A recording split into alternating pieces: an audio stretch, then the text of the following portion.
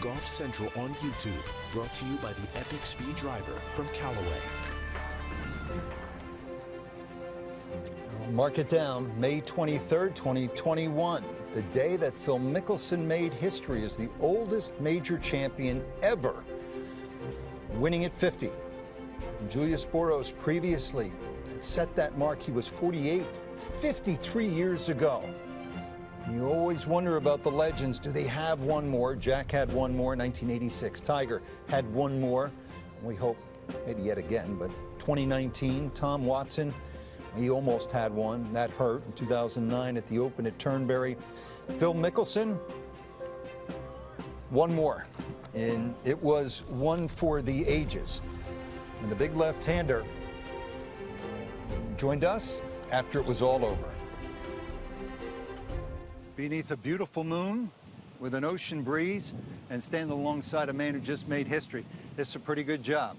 Rich Lerner, Justin Leonard, Brandel Chambly, and the guy who just became the oldest ever major champion, Phil Mickelson. Phil, thanks for joining us and congratulations. It's fun to be here, and it's fun to have a chance to speak with you. I guess the best way to avoid you guys is to play poorly, and I've done a good job of that. I haven't seen you in a while, so it's nice to, the three of you go back a long ways. We do.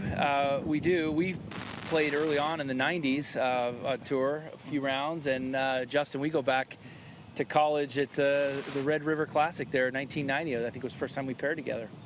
Yeah, and I told a story last night. I remember meeting you for the first time at Fairway Oaks in Abilene at a junior tournament. You were a couple years older than me, and I thought, what's this guy from San Diego coming out to play in Abilene, Texas? You won the event, of course, like you should have. But I've been enjoyed playing with you and now covering you throughout, your career. I feel the same. You're very inspiring and always been a good friend, and you're one heck of a skier. Like, I cannot hang with you on the slopes, nor do I want to anymore. That's the benefits of living in Austin, in Aspen.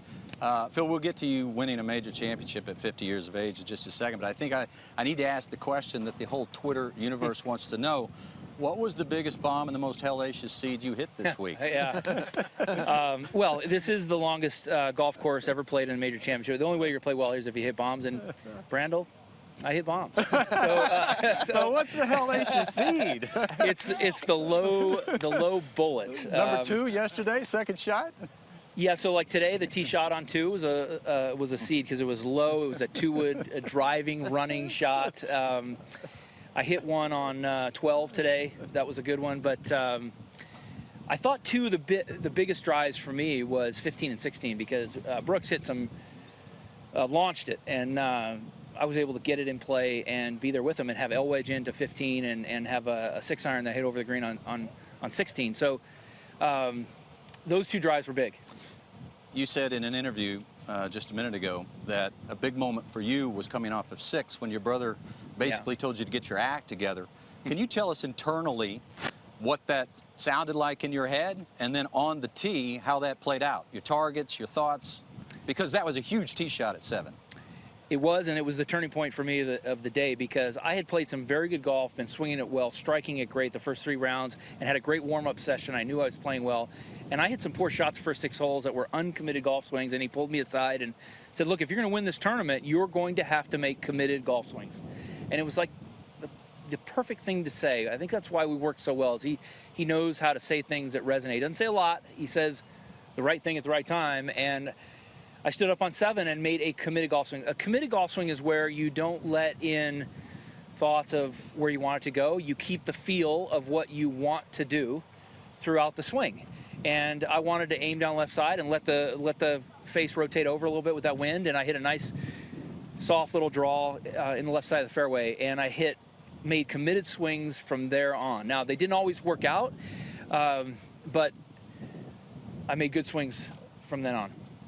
There's no reason why you cannot accomplish your goals at an older age, but it's just going to take a little bit more effort. It's taken more effort for me to be in the gym and more discipline with what I eat, more effort on the range, more effort to keep and maintain my focus for an elongated period of time. But if you put in the work, there's no reason why you cannot accomplish your goals. What's one food item you gave up that you miss?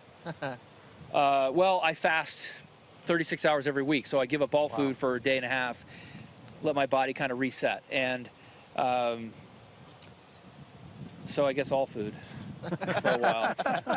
There's a good chance this record, unless you break, it's going to last a long, long time. Old Tom Morris's record for being the oldest man to win a major lasted 100 years. Julius Burrows, 53. I think the whole golf world took a punch to the gut in 2010 when you announced to the world that you had psoriatic arthritis, because everybody felt like it would shorten your career. So from there to now, how can you explain your great longevity in the game? A discipline, because I've been able to get it back in remission, and don't even know I have it. So I've been able to, through diet, through doing the right things to make sure my immune system is in balance and get rid of inflammation in my body, and just, like I say, let it reset once a week. All those little things. I mean, it's work, but it's worth it, especially days like this. Justin, go ahead. You get the last crack. Jordan Spieth mentioned last night that he felt like it was an advantage for you being left-handed because your visual is different on the golf course. This is something Bones and I have talked about as we work together, you know, during live telecast. Do you feel like it was an advantage for you on, say, 10, 11, 12, on those holes where there's more trouble on the left, and when you take your first look, you're actually looking to the safer sides of the fairways and the greens? Absolutely. So the you know, you talk about shot dispersion, and there were a lot of holes that set up well for left-handed shot dispersion, and the wind, today's wind, which was different than what we had, the 9-hole stretch back into the wind was quartering in a draw wind.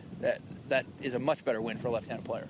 And the holes that were downwind right to left, but they opened up a little bit. They shaped right to left. The drive on 15, the drive on 16, I just let it ride with the wind. Much easier to do. So, yes, but let's not diminish the fact that I, played pretty good too. I'm thinking about it. Augusta, 3 times. Baltusrol, Muirfield, I'll never forget. And now Kiowa Island is a pretty special place for you now, isn't it? And forevermore. It really is. Thank you. Yeah. Phil, on to Torrey Pines. And a legitimate crack now at, what we've been talking about for quite some time. The U.S. Open and the career Grand Slam. So I'm going to play next week in Colonial. I'm going to go home for a couple of days. I'm going to play next week in Colonial, and I'm going to take the 2 weeks off prior to the U.S. Open and go spend a lot of time at Torrey. I know I'm playing well, and if I can be focused and really learn the course and the way I want to and play it as well as the way it should be played. I oftentimes on that course try to force the issue a little bit on some holes. Play it the right way, maybe I can have another chance, because this is so much fun that it's worth the effort, worth the work that it takes to be in this position. Phil, it was fun for us, and it was fun for the millions who've followed you through thick and thin for 30-plus years. Congratulations. Thank you for giving this to all of us. What a great day. Thank you. Thank you, Phil. Phil Mickelson, the oldest man now, in case you haven't heard. Can we drop the oldest part and just, the oldest man to ever win the career, or rather any major championship. 50 years young.